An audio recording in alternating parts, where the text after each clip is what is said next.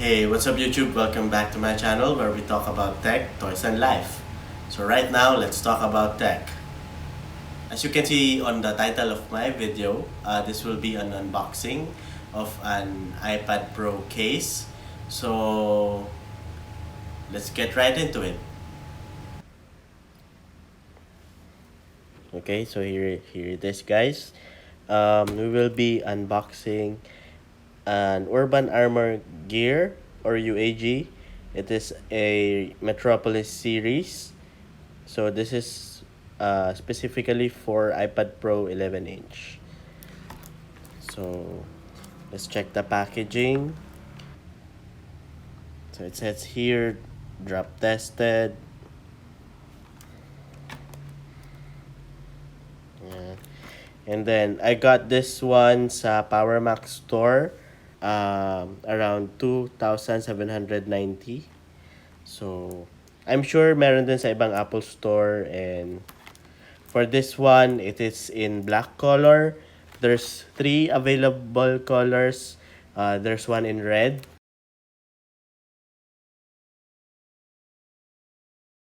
and then there's one in blue. So mas gusto ko yung black kasi mas ano siya, mas mukha siyang seryoso. Or mas mukha siyang professional looking. Yung red tsaka yung blue, medyo may character yung color niya, pero yun nga, parang mahirap ibagay, parang damit lang. So alam naman natin na pag UAG, mostly mukha siya talagang military. So kung yung iba ayaw ng military, gusto simple lang, I believe hindi para sa inyo tong case na to. Sa akin, okay lang naman na mukha siyang military kasi mukha siyang matibay. So, opening it. Oops.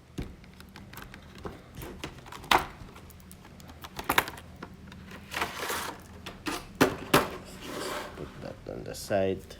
Okay, so here's the back of the case. Yung texture niya, parang bola. So, parang ganun din yung design. Ayan, parang siyang bola. And then, yung ibang parts, parang matigas na rubber. So, may pagka... Feeling ko naman mukha siyang durable. Then, sa harap, ito, may mga ridges. And, pero yun nga, sana lang mas flat siya. And, ayun. So, try natin i-open. So, meron siyang styro.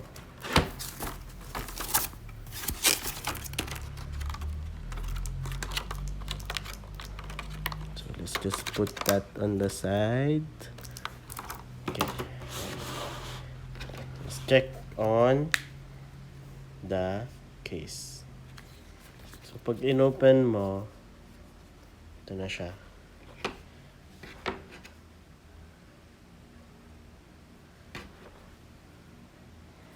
So, may parang honeycomb texture. And dahil rubbery siya, flex siya, so magalaw-galaw. So, if ikaw yung medyo praning about parang ako na natatakot na ma-bend yung iPad nila, kasi nga nangyari sa iba, nagbe-bend yung iPad nila kahit nasa bag lang or nasa case. Ito yung feeling kong case na makakapag-bend, kasi mas mauna pang mag-bend to kaysa sa iPad. So, if ikaw yung taong ayaw nung may ganong issue, like me, I guess hindi ito yung case na para sa'yo. I suggest na go with the more plastic type para straight lang siya. Acrylic para hindi siya magbe-bend, magbe-break lang siya if ever ma-bend siya. So, at least sure kang hindi magbe-bend yung iPad mo. Okay, so let's try putting this on sa iPad natin, which is nandito lang. So, yep.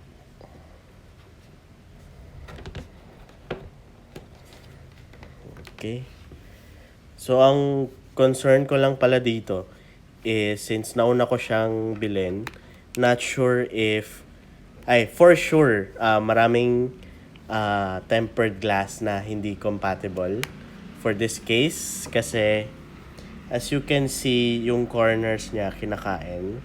So yung full tempered glass, not sure if compatible siya dito kasi yun nga, ayan, like for this one, kakainin niya yung corner talaga.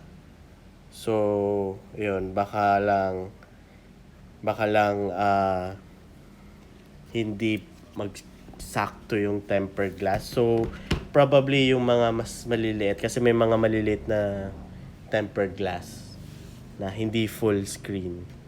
So ayun. Pero I prefer the case first bago mag-tempered glass. So at least nakahanap na ako ng case for me. So in this case, okay lang sa akin kahit matagalan ako makahanap ng tempered glass na compatible dito. Okay, so let's check if everything is okay. So at the back, let's start at the back. Okay yung cutouts for the camera, the mic, and the True Tone flash. So as you can see, maganda yung pagka-cutout. And tagong-tago siya. I mean, lubog na lubog yung camera. So sure kang hindi siya magagasgas.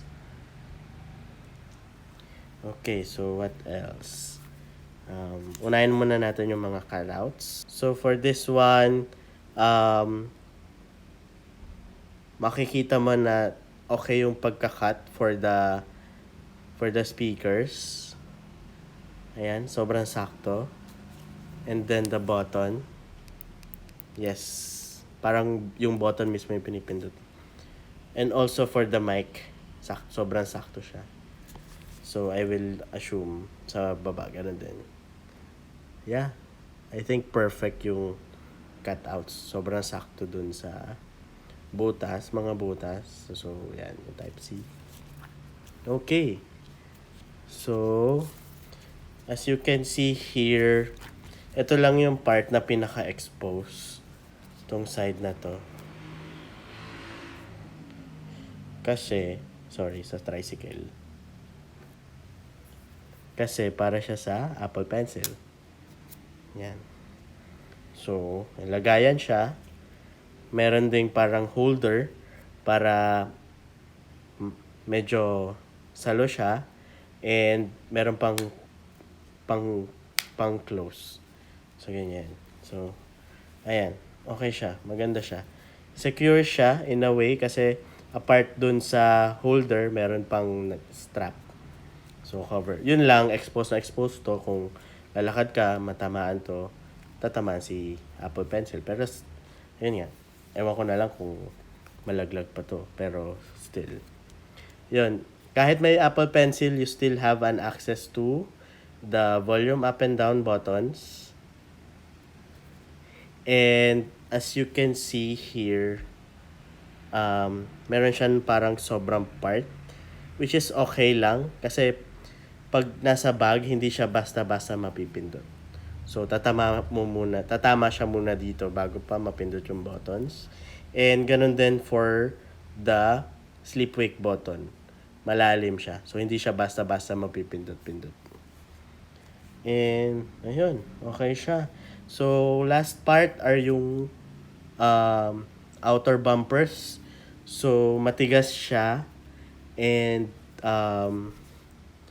pag nalaglag siguro siya ito yung nauuna, feeling ko safe.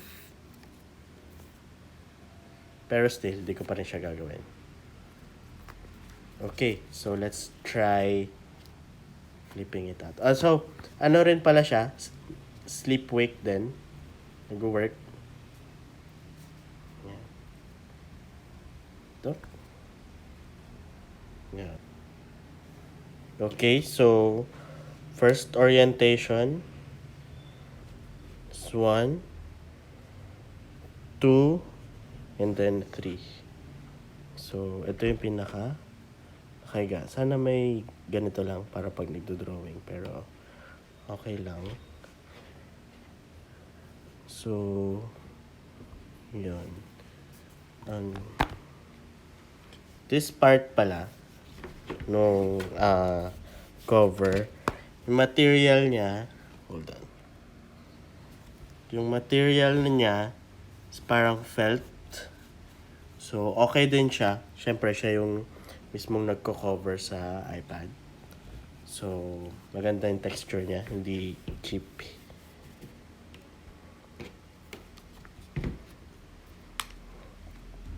Okay, so yun nga. Walang, ewan ko anong kinalaman na itong ridges na to sa harap. Wala naman siya. So, sana finlat na lang nila. Ayun. So, isa to sa mga nakita kong highly recommended for iPad Pro. And then yung isa si Zugu Case, pero naghanap ako, wala dito sa Philippines. Pwede through Amazon. I'll put the link in the description. So, okay din siya. Pero ito na lang yung pinili ko kasi nga, ayun nga, apart dun sa price nung mismong case, plus shipping fee pa. Kasi yun, sa ibang bansa pa siya manggagaling.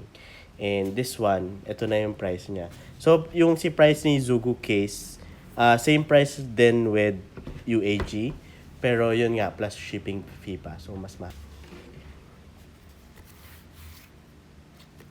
Pero all in all, quality is perfect. Okay siya. In terms of the weight, medyo bumigat. Pero alam mo na parang mas protected yung iPad mo. Parang yung pagkabigat niya hindi naman exage. And yung pagkabigat niya is parang nakadagdag sa tibay ng iPad Pro. So, ayun. Ano pa ba? Ayun, nag-work naman yung sleep wake. And ang ganda nga nung secure yung Apple Pencil. Yung sa Zugu Case lang, pwede rin siyang ganito and meron siyang lagayan dito na parang rubber. Papasok mo si Apple Pencil if you don't want to charge the Apple Pencil. Kasi pag ganito, lagi siyang nagcha-charge . So parang ako, for me, in the long run, mas ma-access sa battery kung charge siya ng charge kahit hindi ginagamit. So yun nga, from time to time, mas maganda sana tabi, pwede siya matabi. Pero yun nga, since laging ganyan, I believe ganito na yung setup muna for now. Okay, that's it. Okay, so that's it for now. Talk to you guys soon. But before we end the video, if you are not yet a subscriber, make sure to click the subscribe button and click on the notification bell. So, ma-update kayo sa mga videos na i-upload ko. Bye! Usap tayo ulit!